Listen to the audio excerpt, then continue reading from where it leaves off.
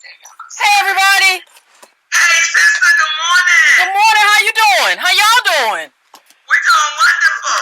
Okay, all right. I want to thank you all for, letting me have this conversation. I feel like we had to because all of your subscribers up, Yvette, it was like 63 hits on it. I'm like, what's going on? I said to Yvette, you got to listen to Breaking Brown, so we really appreciate it. They was doing my work for me. Yes, they was out there doing my work for me. I appreciate them. I love my people, boy. They do it for me. Before I ask them any questions, I want to just say something to my sister Monique.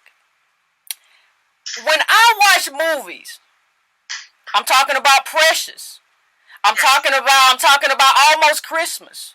I'm talking about all of that. When I watch that, the one thing, I remember watching the trailer for Almost Christmas, and I thought to myself, nah, I'll pass. I'm not really interested. And it's nothing against the people in the movie. They were great people doing great stuff. I'm not saying anything against them. All I'm saying is that I was thinking I'll pass until I saw Monique. When I saw her face, I said, okay, I'm going to go see this because this is going to be funny. Like the scenes she in going to be funny. And I'm going to be waiting for those scenes. But one of the things I think is missing from this conversation that we're having is this isn't just Monique that got an Oscar. This is a black female comedian that got an Oscar, right? This is a black female comedian. That doesn't happen. Like, I'm not trying to, when you talk about comedians in general, there's burnout. Especially a black female comedian who went from going from all these little comedy clubs all the way up to winning an Oscar.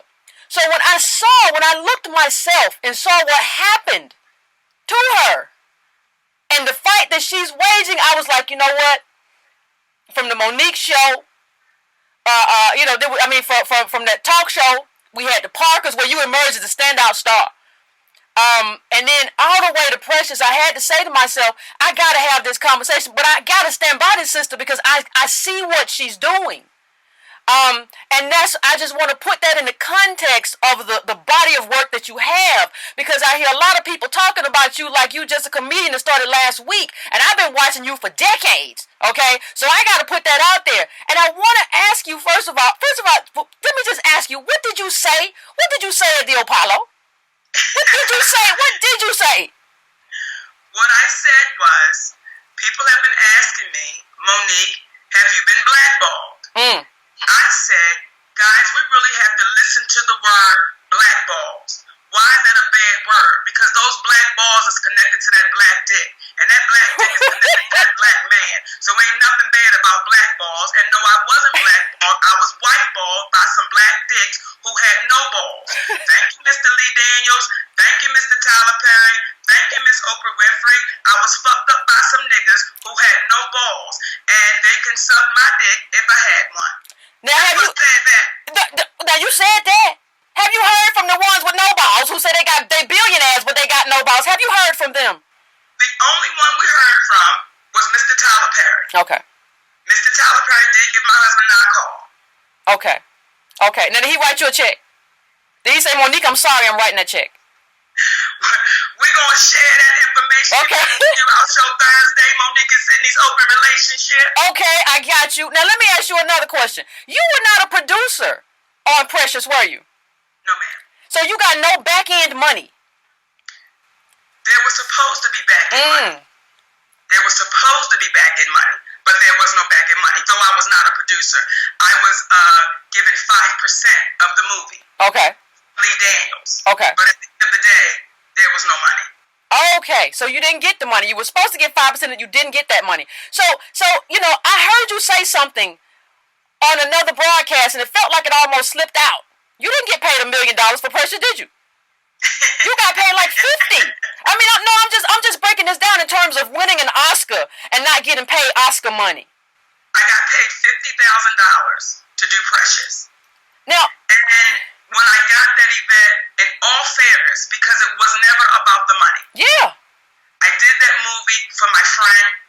I did it for the challenge. And we did it because me and my husband said, if we hit this out the box, it will save people's lives. Okay. I got it. Now let me say something. You said being whiteball. I just want to read something. I just want to connect this to people in terms of black policies. Let me read to you something. There's something I read in City Lab, and you can look it up, about 100-year penalty of being black. It says between 1880 and 2010, whites showed much higher rates of upward mobility than blacks. Even if their parents started from the same economic position, there is a specific penalty for black people, even if their parents started from the same economic positions. People don't understand that whites own 90% of all the wealth in this country. We're in the bottom 50, all working class black people. So what I connect to you is the struggle of black people, because you are in there. You have achieved in terms of achieving for black people. You have achieved in terms of going from a stand-up comic to an Oscar winner. That's phenomenal, and that's impossible. You have achieved, but then people come and say to you, like you said on Don Lemon, the offers I got didn't make sense. Tell me a little bit about that. Well, you know what? I actually gave them to Sid. You want to tell me? Simply put, they didn't make sense, and she said no. And in saying no, the no wasn't just about the ridiculousness of the offer in real time. The no was saying there's someone's child who's not born yet. There's someone's child who is born right now, who wants to be an actor, actress. And if she, as an Academy Award, takes these lowball offers, and as you said so eloquently, it doesn't happen that you find comedians, because there are only 2 comedians in the history of the Academy Awards who have ever won it, and that would be Robin Williams, who bestowed the award on Monique, and the closest to that would be Whoopi, who was a satirist. So 2 comedians. So in her thinking and our discussions, it was not just no for me, it's no because if I take it and I'm an Academy Award winning actress, what happens to those sisters that are not? Yes. Well, and let's break it down, Sydney and Monique. It's not just no for you, it's no for black people, regular black people. That's who it's no for. That's who it's no for. It's not just no for you. It's no for, because what happens with those black people who are coming down the range, and I'm not saying anything negative about my sister Jada Pinkett Smith. I'm not saying anything negative at all. But when she said Oscar so white, people jumped on board, even though her husband is one of the few people that I've known to bring in that kind of money. So the question that comes for me in terms of my thinking is why people aren't jumping on board for Monique. And here's a quote that you said, Monique, during your Oscars. You said, I want to thank Hattie McDaniel for enduring all that she had to so I would not have to. That's what you said. But the thing about it that happened is that you did have to. You found out after that you had to. You had to. You know, Yvette, it's when you know Hattie McDaniel's story. And our stories are so similar that it's like, Hattie, you talking to me, baby? When you know her story and the journey she took when she won that Oscar, it was a black man by the name of Walter White who shut that woman down.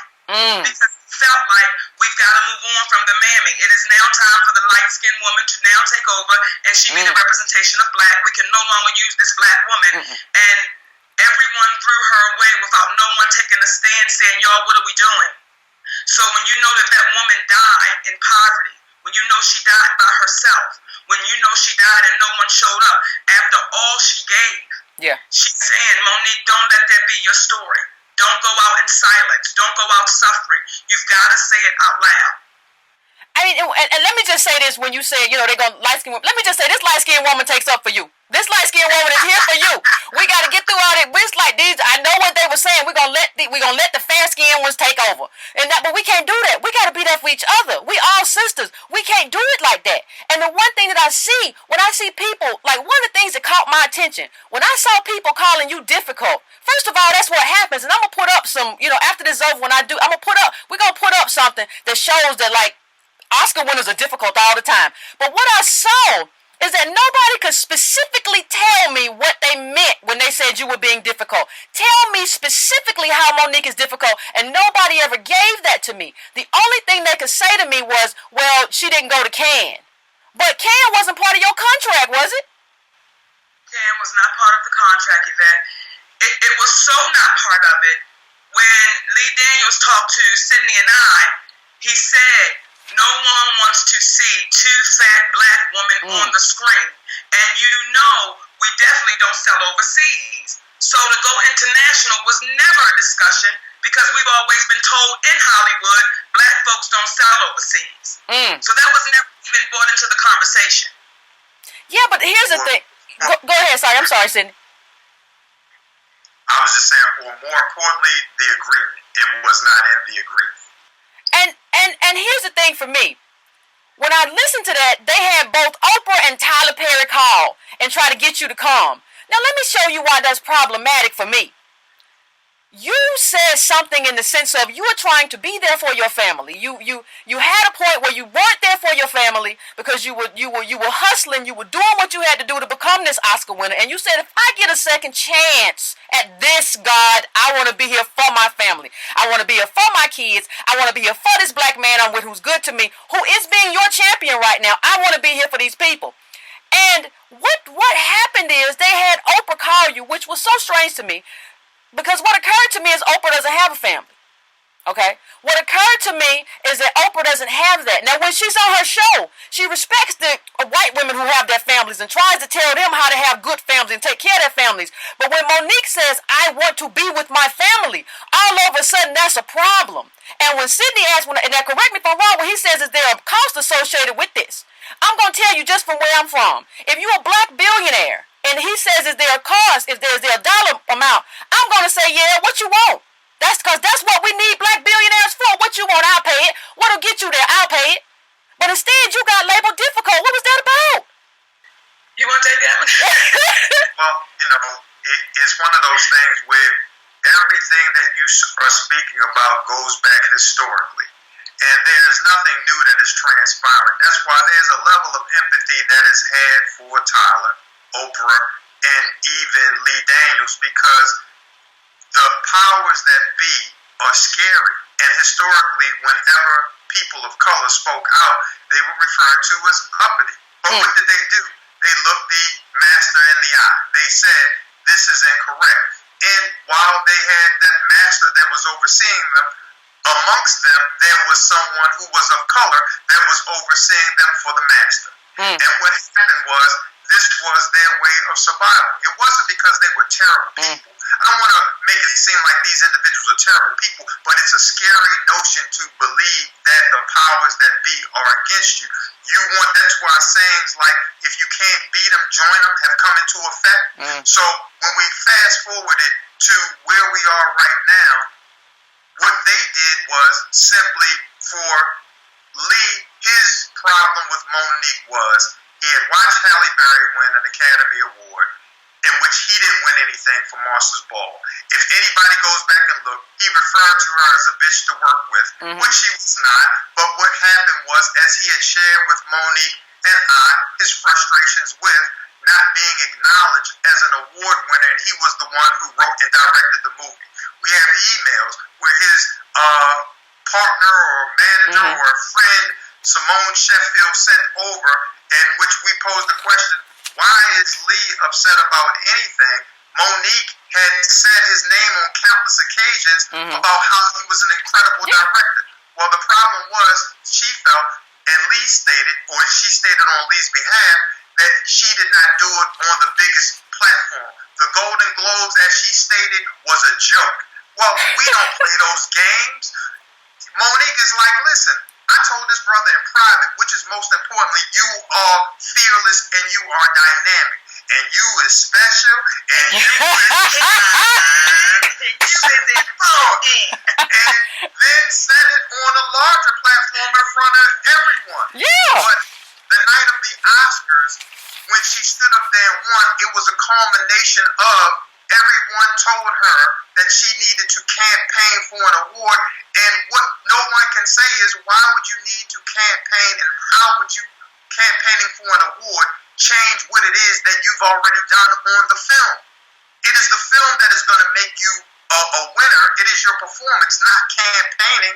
So she shared her feelings up until that point, and because Lee was not acknowledged individually, and he was put in, and she said, I love and want to thank my precious family, they looked at that as being disrespectful, and that is where the difficult came about. This is the origin of it. I mean, if that's what difficult comes about, then Hollywood ain't Hollywood. Because what I see honestly, when you talk about not just being difficult, but you say the checks don't make sense. When you talked about that earlier, what I see, honestly, is that Hollywood seems more racist than other places. If you had a doctor who was a surgeon and he was getting paid $350,000 a year, and you had a black surgeon who was getting paid $15,000, we would all be in an uproar. We will all be in an uproar. But when it happens in Hollywood, ain't nobody bothered. Like when Tyler Perry says, and I'm going to just say it, I'm not asking y'all to say anything, but I'm just saying, he said, and you can look it up, the Hollywood Reporter, he said Hollywood is not black or white, it's green. But this is a person, you have made it to where you are because of black people watching your stuff. Madea ain't reaching white people. You have black content, and you get to a point where you have the ability to speak for black people, and you say nothing. And I see the same thing with Oprah. You have the ability to speak out vocally. You have $1 billion, and you say nothing. So then when I see somebody like Monique having this conversation, I'm like, you got to ride with that sister because she's riding for us. She's telling the truth about what's happening in Hollywood. And I see it as more racist than other places by how they're paying people. You can't tell me that Amy Schumer needs to get paid more than Monique. Now, $6 million a movie? Really? Why? Give me the metric for that. This woman has a body of work that spans decades. When I'm talking about Monique right here, not Amy Schumer. So I'm wondering in my conversations why we're not having this. Now, I know you have to go. I'll let you all have the last word in terms of what you want people's takeaway to be from this, and then I'll say my last piece. You know, Yvette, when I think about Ida B. Wells, when I think about Hattie McDaniel, when I think about Louise Beavers, when I think about Shirley Chisholm, when I think about Harriet Tubman, I do stand on their shoulders. And I don't take their plight for granted. I don't take those ass whippings that they had to take. I don't take that abuse from our community that they had to take. I don't take it for granted. So for me as a black woman, when I get to the other side, I would love for those black women to say, job well done. That's for me to us. And as it pertains to what's transpiring right now, if we look at the history, if we look at when we speak about Martin Luther King with a great deal of reverence and all that walked with him, but what people fail to remember is the majority of the black churches were not with Martin Luther King. Nope. Because they believe that we know what oppression lies in front of us, but we don't know what can of worms that you're opening up, despite the fact that you are right. You trying to get us to be a bit more free, but we don't want to go through the perils that go along with freedom. Now, they reap the benefits after everything was said and done. Now they're not drinking from white and black segregated water fountains. Now they can go on Woolworth and have a sandwich at the counter. But no one wanted to stand up. So this is only, we think we are different from the people from thousands of years ago. The same emotions, the same fear, that's what's living in us today. And what we're saying is, it is better to be free and better to be disliked for who you actually are than to be loved for who you're pretending to be. Well, you know, I know Monique brought up Ida B. Wells Barnett, and I just want to leave on a quote. The way to right a wrong is to shine a light on it. Come on. And I think you did that. And I hope that in this interview I am contributing to that. So I just want to thank y'all for being here. I want to thank you for having this conversation. And Monique, I want to just thank you for being Monique. No matter what you in, I'm going to go see it. So I just want to thank you for being that woman, that comedian, that artist, that Oscar winner. Thank you. Thank you, Sydney, for being here. I appreciate both of you, all right? Thank you.